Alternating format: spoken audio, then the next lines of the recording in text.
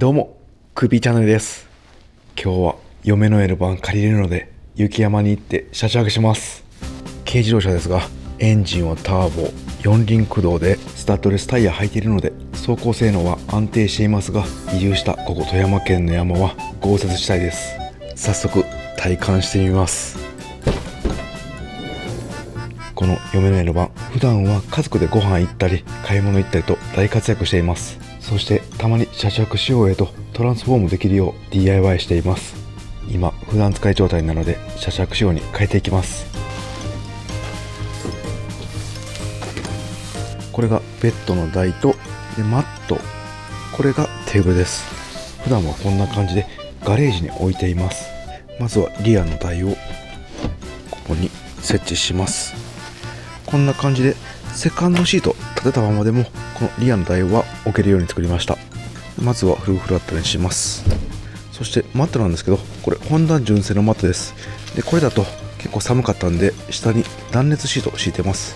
助手席はこの折りたたんだまま使用します。ここにベッドの台を合わせました。はい、これでベッドの台完了です。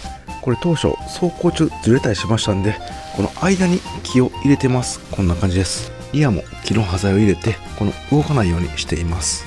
ブレーキなどの前に荷重かかるときなんですけど、ここの助手席の後ろに当てて前に行かないようにしています。でここはゴムマットみたいなのつけて傷つかないようにしています。はい、マット置いていきます。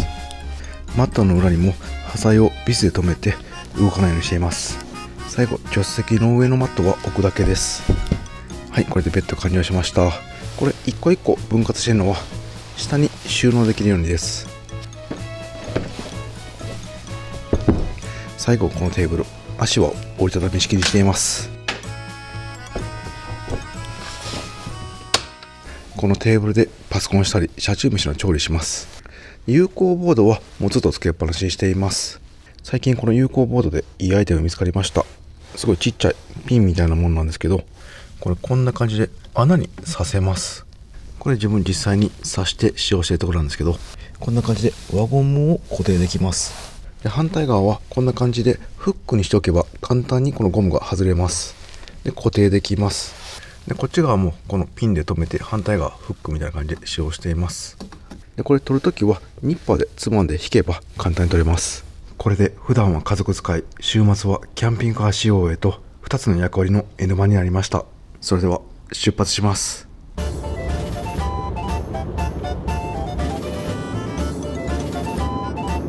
今から富山県南部の山に入ります。高速は使わないで一般道のみで行きます。庄川という川があるんですけど、その川沿いに山道が続いています。もうお昼過ぎなんでどこまで行けるかわからないんですけど、川を遡って行けるとこまで行ってみます。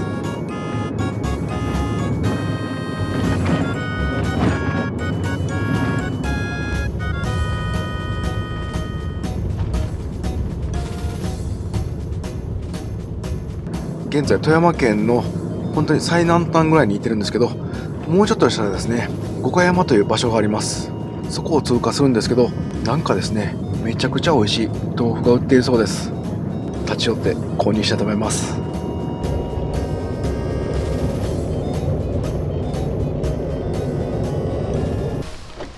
はい、無料の駐車場がありました。匂いがもう山の匂いしてすごい気持ちいいです。目の前に集落があります。集落といってもかなり家は建っています。そしてもう目の前、山が白く染まっています。もうこの先は富山県越えて岐阜県に入ります。岐阜県はかなり雪が積もってそうです。ここがこの集落のメイン通りのようです。ちょっと歩いてみます。なんか家の前にすごい綺麗な水が溜められてます。やっぱりこの辺は水が綺麗で豊富なんでしょうね。書いてますね。五箇山豆腐。一度お店入ってみます。ゲットしました。今日の夜の楽しみができました。かなり体が冷えてしまったんで、車内であったかいお茶いただきます。冷蔵庫に豆腐冷やしておきます。なんと豆腐氷で冷やしてくれてました。ありがとうございます。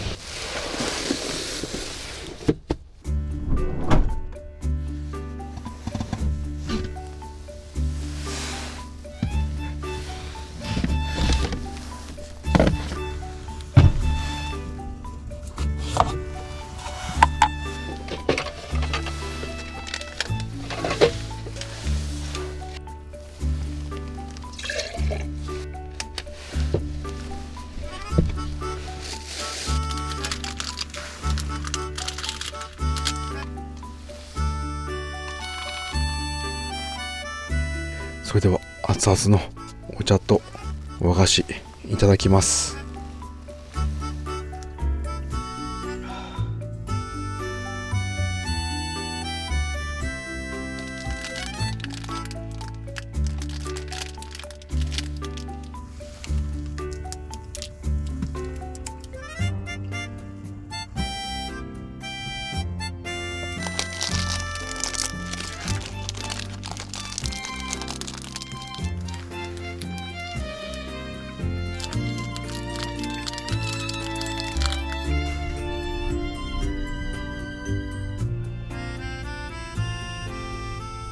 美味しかったです。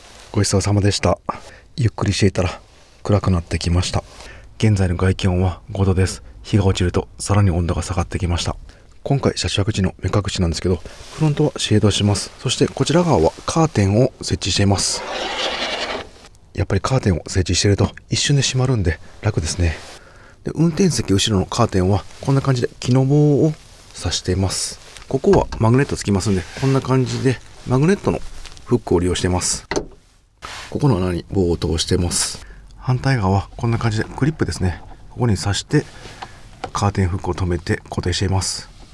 反対が助手席の後ろのカーテンなんですけど、こちらは N1 ピラーレスなんでここに何も設置できません。で、こっちのカーテンはこんな感じでマグネットですね、ボンドで留めて、ここも鉄板なんでこんな感じでつくようにしています。ただですね、このボンドでマグネットを留めるやり方、しばらく使っていたらここ取れちゃいました。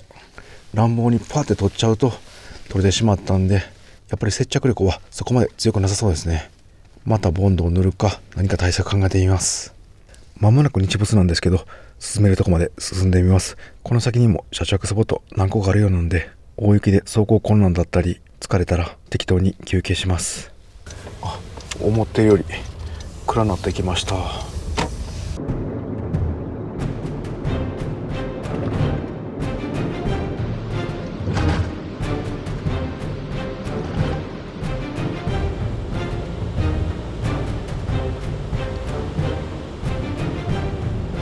かなり山深いところに来ました。で、道路なんですけど、雪でうっすらと白くなっています。ただまだ積もっている感じはありません。両サイド土のところは積もってます。しかしここ本当に電気もついてなくて真っ暗な道が永遠に続きます。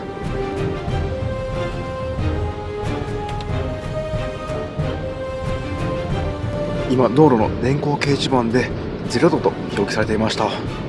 この先に道の駅がありますんで、そちらに向かいます。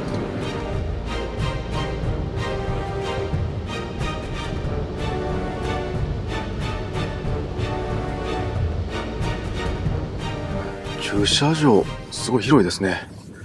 ほとんど車はいません。なんか街灯みたいなのついてますね。道の駅駐車完了しました。今は雪降ってないですね。と思ったんですけど、また雪が降ってきました。一応ワイパー上げておきます。それでは車中泊のセッティングしていきます。運転席は前に倒しておきます。照明はクリップタイプの LED 照明を天井に3つつけています。 L 版のこのサイドのパイプにクリップで挟んでいます。そして天井はマジックテープでつけています。これ家のパソコン用のデスクに使っている照明と同じなんですけど、めちゃくちゃ明るいんですよね。で、これ温度色も変えれたり光の強さも変えれます。これ最初とりあえずといった感じで仮でつけたんですけど、もうずっとこのまま使っています。こんな感じで USB ケーブル延長してポータルバッテリーに直接刺さってます。で、今回はポータルバッテリー容量 1000Wh と 600Wh 2台持ってきました。本当はこれ 1000Wh タイプの1台だけで十分なんですけど、 USB 挿すところ足りなかったんでもう1台持ってきました。次はこの USB の入力を分岐して増やしたいと思います。それでは窓にシェードしていきます。自作したシェードはこの上部に収納しています。まずはフロントウィンドウのシェードです。こちらは2つに分割しました。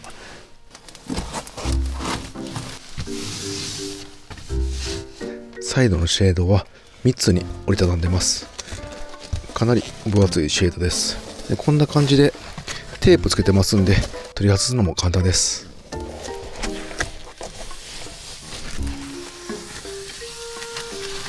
運転席の窓は少し開けています。こんな感じで雨よけありますんで、雪は中に入ってきません。でこの一番上のところにテープで引っ張れるようにしてます。でこれを引っ張ると、ここに折り目つけたんで、上だけパカッて開きます。これで空気取り込めます。というのも、こちら換気扇つけているんですけど、これ料理するときに匂いを出します。でその時に反対側の窓から取り込むと、かなり風がこう通って寒いんですね。なので運転席の窓から空気を取り込んで、こちらのファンで排出します。そうするとこの流れになりますんで、こっち側は寒くないんですね。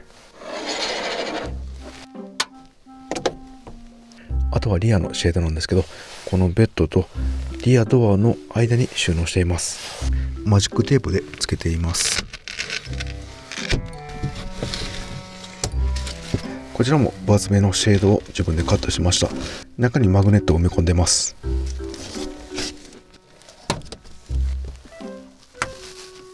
これで完成しました。外からは全く見えないプライベート空間です。現在の外気温なんですけど 1.9 度です。これ有線で外に設置してます。車内の温度は 12.5 度、ちょっと寒いかなっていうぐらいです。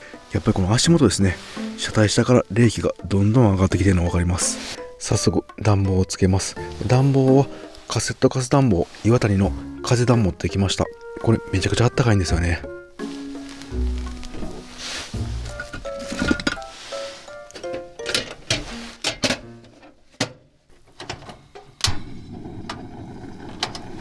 はい、じゃあ少し窓開けて換気しておきます。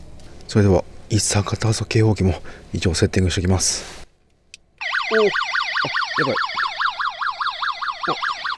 ばい。びっくりした。テスト押しちゃいました。ここに置いときます。いや、木も冷やしました。やっぱりガスなんで車内で使うのは気を使います。ただですね、めちゃくちゃあったかくて、もう上いらないぐらいです。脱いでおきます。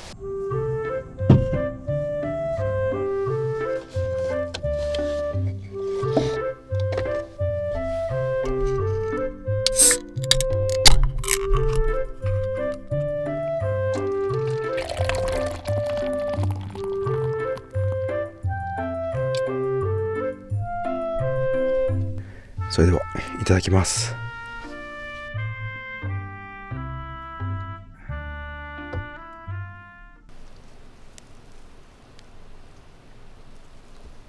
はい、今車内の温度なんですけど 21.2 度とかなりあったかいです。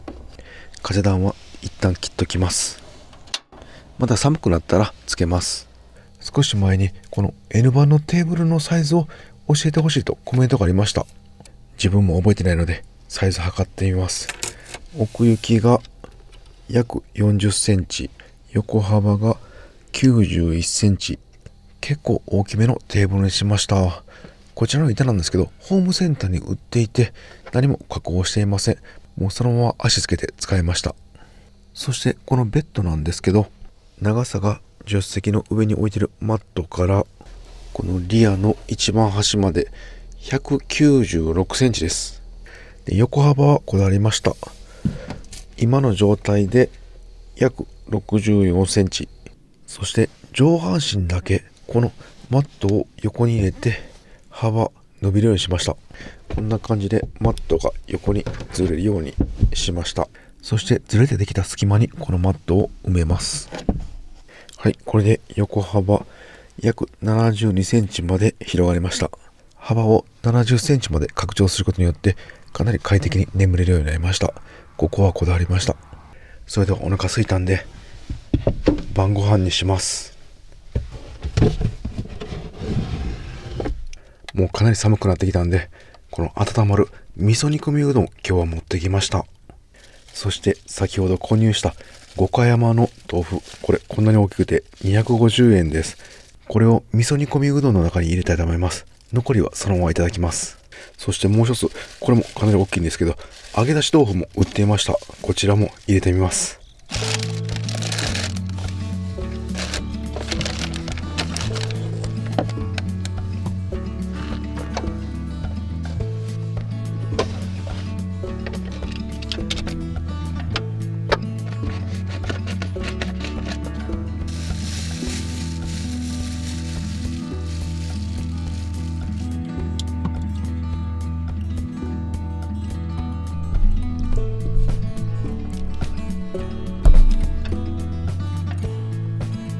これは豆腐ステーキにしても食べ応えありそうですね。美味しそうです。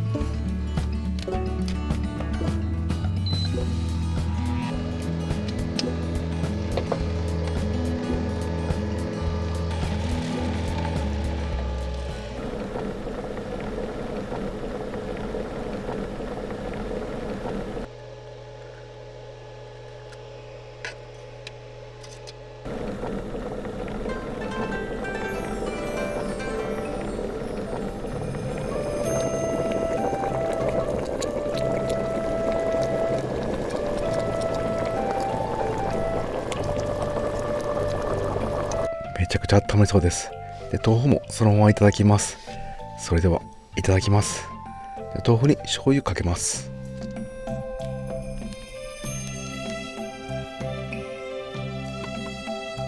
太めに切ったのですごい食べ応えありそうです。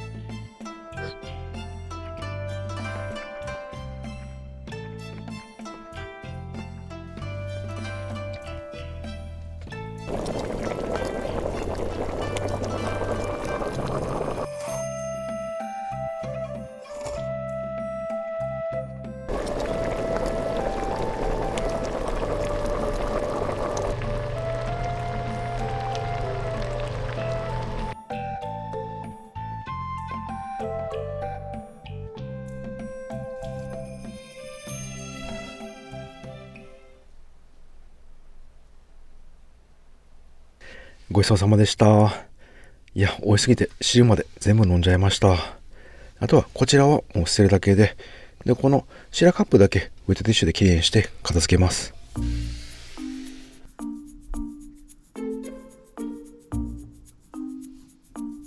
それでは先に歯磨き済ましておきます。歯ブラシは使い捨て歯ブラシを今回使用します。シンクがない歯磨きということで、こちらのトイレ用の凝固剤、いつも使ってるやつなんですけど、こちらでゆすいだお水を固めて家で持って帰って捨てます。防臭袋を使用します。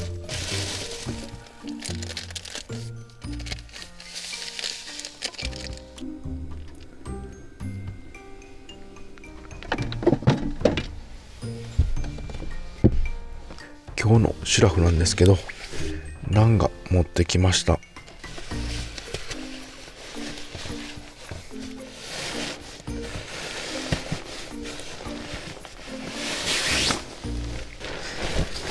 確かマイナス5度まで対応しているシュラフだと思います。寝るときは暖房を切りますんで、車内の温度かなり下がると思います。現在の外気温は 2.6 度、天気予報によると夜は氷点下まで下がるそうです。では先にベッド拡張しておきます。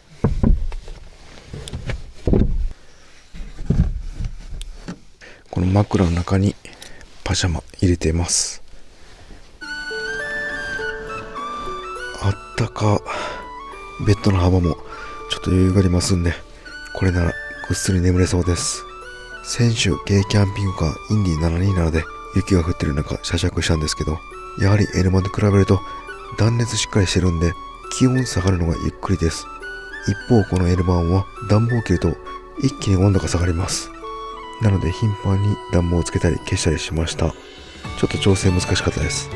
でもこの L マンは走りがほんと快適なんですよね。一度 L マンの天井や壁に断熱処理を施工してみて違いを確かめてみたいです。また今度チャレンジしてみます。それではおやすみなさい。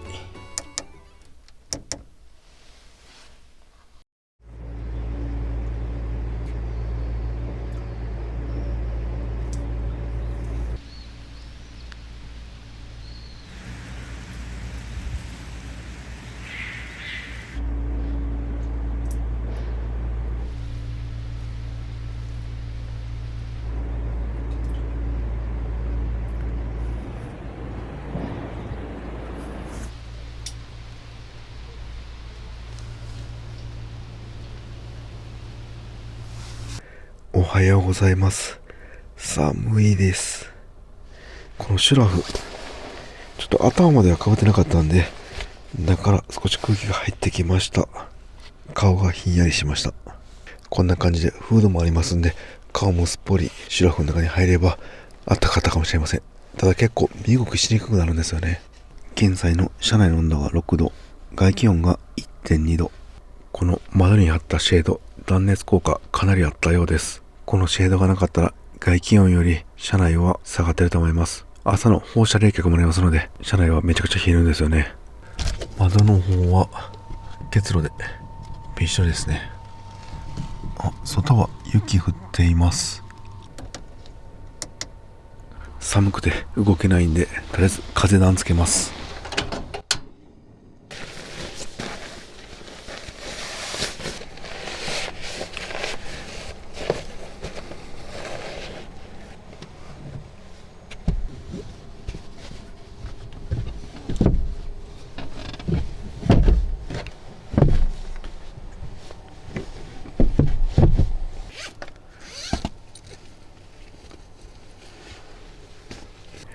さあ、外どうなってるでしょうか。開けてみます。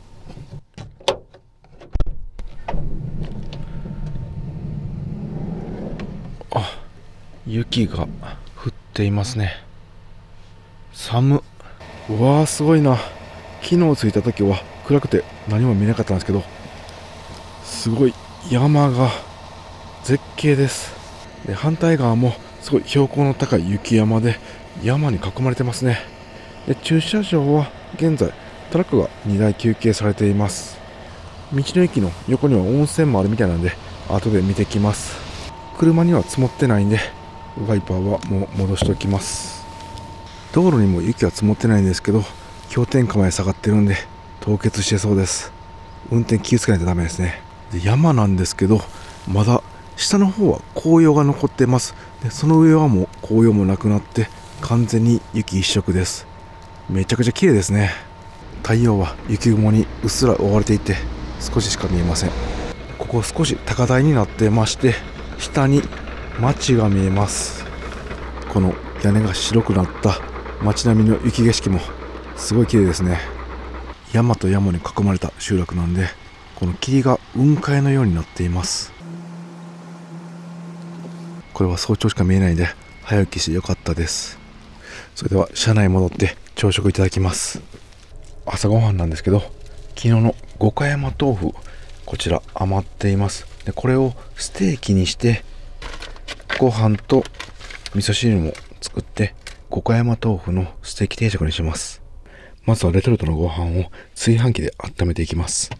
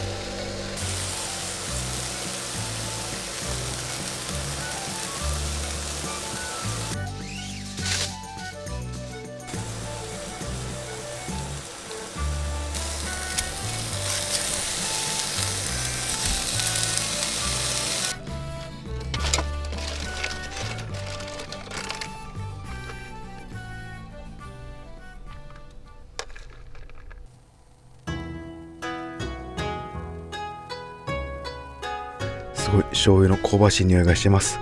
それではいただきます。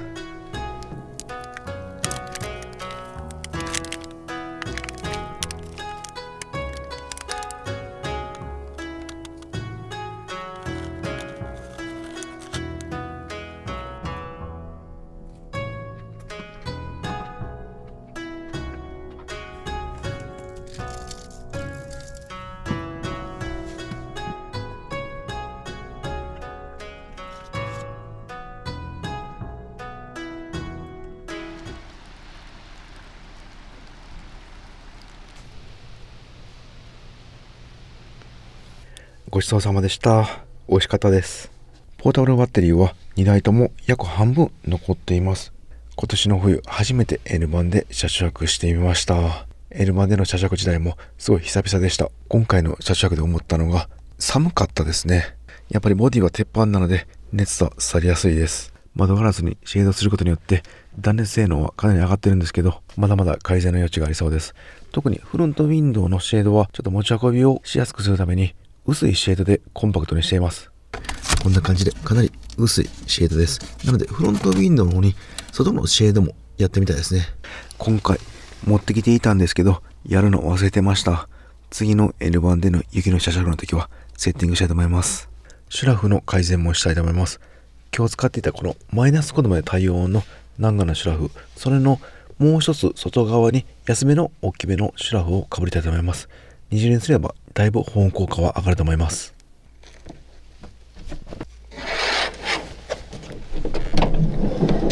それではせっかくなんでこの道の駅の横にある温泉に入ってきます。もう走行できるようにシェードは外しておきます。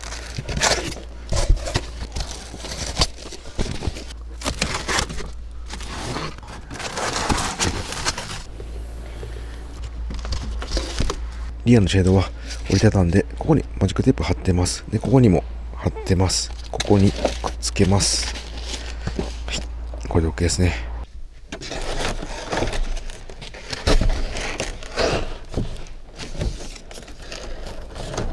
温泉はすぐ横みたいなんで、もう歩いていきます。着替えはこのベッドの下、助手席のこの下の空間に置いていました。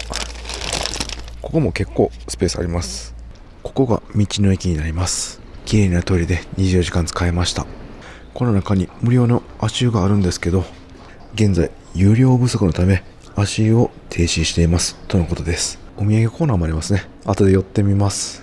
周辺のマップありました。すぐ横に温泉で、この近くに平瀬温泉という温泉街もあるようです。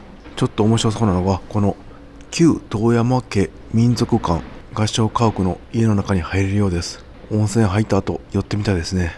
あ、ここが隣の温泉ですね。白水の湯。少しだけ歩くんですけど、もうこの絶景ロードを味わえます。いやー、ここはすごいわ。本当に心が洗われます。来てよかったです。ここの温泉は源泉かけ流しのようです。どんな温泉なんでしょうか。楽しみです。それでは行ってきます。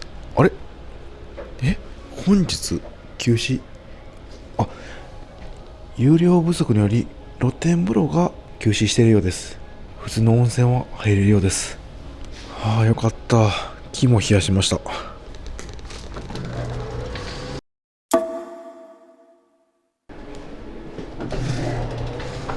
いいお湯でした。料金は700円ですごい高温の温泉でした。この後ろの雪山を見ながら入る温泉は別格でした。源泉かけ流しだったんで、最後湯船に浸かってそのまま上がってきました。なので今体がポカポカです。それではこのすぐ近くにある旧遠山家に行ってきます。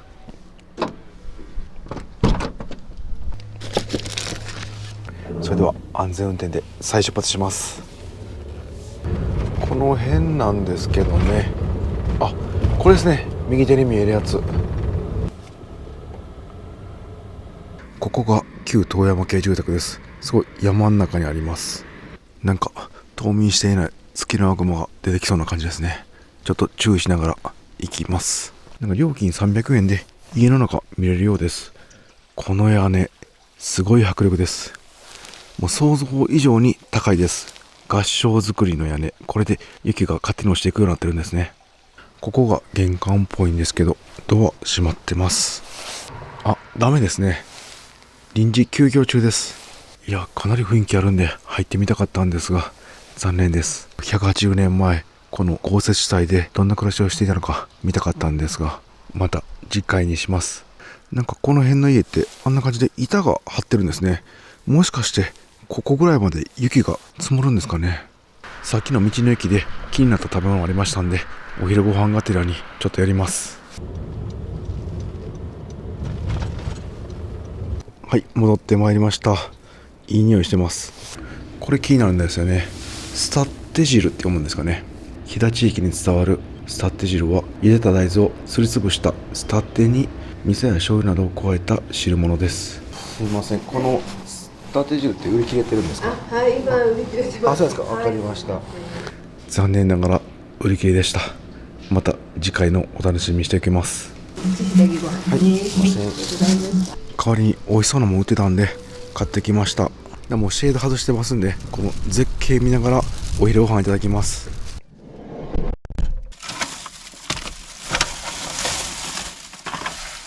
持ち帰りできるこの飛騨牛ご飯、飛騨牛が入ったおにぎりですね。これと五平餅、これもこの辺のご当地グルメですね。こちらをいただきます。こちらに合うあったかいほうじ茶いただきます。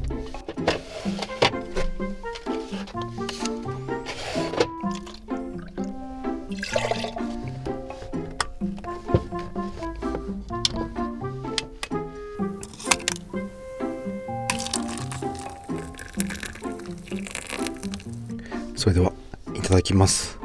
まずはこの飛騨牛のおにぎりから。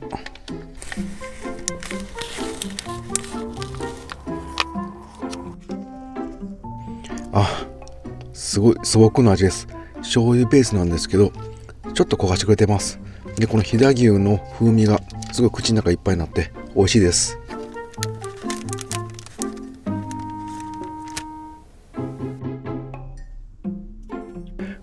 この焼いた味噌の味たまりません。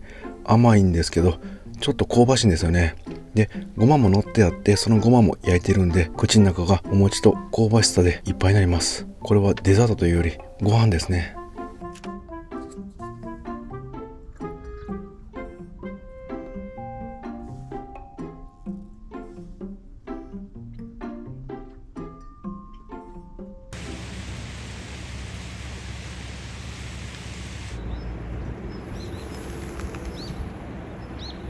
はい、ごちそうさまでした。はい、綺麗になりました。車内の温度がぐんぐん上がってきました。現在 20.7 度です。暖房をつけてないんですけど、かなり温度上がってます。今回の車中泊旅のコンセプトは、キャンピングカーじゃなくても、この軽自動車でも冬の車中旅、快適にできるかの検証だったんですけど、快適に過ごせました。特にこの暖房、風暖があれば、起きている時は本当にあったかいです。寝ている時は暖房を消さないといけないので、別の寒さ対策が必要になってきます。この時期に車中泊して思うのは、逆にこの冬の方が車中泊は快適に過ごせます。日が昇ると車内は本当に暑くなって、雪が降った日でも日中は20度以上になります。なので夏はもちろん無理なんですけど、秋や春でも日中は車内が30度以上になること多々あります。窓開けて換気できない場所は車内におるのしんどいです。なので冬の普通車での車中泊かなりおすすめです。こういったシェードだけ自作しないとダメなんですけど、窓からの冷気を防げば氷点下0度ぐらいまでは快適に眠れます。ただもっと寒い日ですね。マイナス10度とかになってくると、かなり厳重な装備しないと夜寒くて眠れないと思います。そういった真冬の車中泊も挑戦してみたいと思います。北陸に移住してから初めての冬なんで、どのぐらい寒くなるのか、どのぐらい日本海側は天候が荒れるのか、初体験です。不安もありますが、ワクワクします。面白い動画が撮れそうです。そして運転していて、この軽自動車のサイズなんで、どこでも入れる安心は本当に助かります。今日みたいにフラッとどっか観光とかも行けるんですよね。この辺はやっぱり日本の道路事情、車中旅とすごい合ってますよね。今後はこの嫁の L マ以外に、ダイハツのハイゼットカーゴ、中古でもし安い車があれば、車中仕様に DIY して旅に行ってみたいです。ハイゼットカーゴは L みたいに高さがないんで、この椅子、ベッドとかはもっと低くなると思います。ただ運転席から後ろまでが180センチ確保できてるんで、こんな感じで助手席を潰さなくても車中泊ベッドが作れるのは魅力的です。いろんな妄想、アイデアが膨らみます。そういった動画もまた配信していきたいです。今シーズンはいろんな雪景色が車中泊旅で見られそうです。それではご視聴ありがとうございました。